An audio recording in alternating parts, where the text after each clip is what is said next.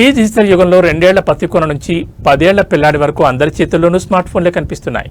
కానీ మీకు తెలుసా, అసలైన ప్రపంచాన్ని చూడకుండా కేవలం స్క్రీన్లకే పరిమితం అవుతున్న ఈ తరం మధ్య ఫోన్లకు దూరంగా ఉంటున్న పిల్లలు ఇప్పుడు ఒక అనదర్ లెవెల్లో దూసుకుపోతున్నారు.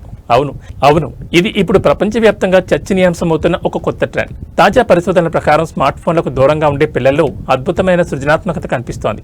ఫోన్ లేని పిల్లాడికి బోర్ కొడితే వాడు కొత్త ఆటను కనిపెడతాడు, మట్టితో బొమ్మలు చేస్తాడు, లేదా పుస్తకాలతో స్నేహం చేస్తాడు. కానీ ఫోన్ ఉన్న పిల్లాడు కేవలం రీల్స్ మరియు వీడియోలకే బానిసవుతున్నాడు.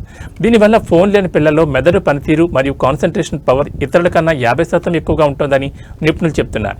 అంతేకాదు, వీరు ఎదుటి వారితో మాట్లాడేటప్పుడు కళ్ళల్లోకి చూసి మాట్లాడగలరు. సామాజిక స్పృహ, ఇతరుల భావాలను అర్థం చేసుకోవడం వంటి గుణాలు వీరిలో మెండుగా ఉంటున్నాయి. అమెరికా వంటి దేశాల్లో ఇప్పటికే వెయిట్ యాంటిల్ 8 అనే ఉద్యమం ఊపందుకుంటోంది. అంటే 8వ తరగతి వరకు పిల్లలకు ఫోన్లు ఇవ్వకూడదని లక్షలాది మంది తల్లిదండ్రులు ప్రతిజ్ఞ చేస్తున్నారు.